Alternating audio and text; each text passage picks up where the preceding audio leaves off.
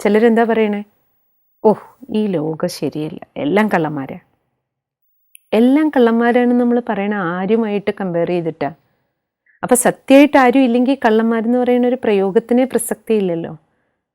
അപ്പം നമ്മളുടെ ആ വിലയിരുത്തൽ ഏറ്റവും റോങ് ആണ്. എല്ലാവരും കള്ളന്മാരാണ്, അത് റോങ് ഡിസിഷനാണ്. തിരിച്ചറിയാനുള്ള ശക്തി അവിടെ ഉപയോഗിക്കുന്നില്ല. നല്ലവരും ഉണ്ട്, അവരുമായിട്ട് കമ്പയർ ചെയ്തിട്ടാണ് ഇത് കള്ളന്മാരാണെന്ന് നമ്മൾ പറയണേ. ഇനി ചിലർ പറയും എല്ലാവരും നല്ലതാ. അതെങ്ങനെ ശരിയാവും? അത് അവിടെയും തിരിച്ചറിയാനുള്ള ശക്തി നമ്മൾ ഉപയോഗിക്കണില്ല. മെഡിറ്റേഷൻ പ്രാക്ടീസ് ചെയ്യുന്നതിലൂടെ, സൂക്ഷ്മതയിലേക്കുള്ള യാത്രയിലൂടെ നമ്മുടെ ഉള്ളിലെ തിരിച്ചറിയാനുള്ള ശക്തിയും പ്യൂരിറ്റിയുടെ പവറും ഇൻക്രീസ് ചെയ്തുകൊണ്ടിരിക്കണം.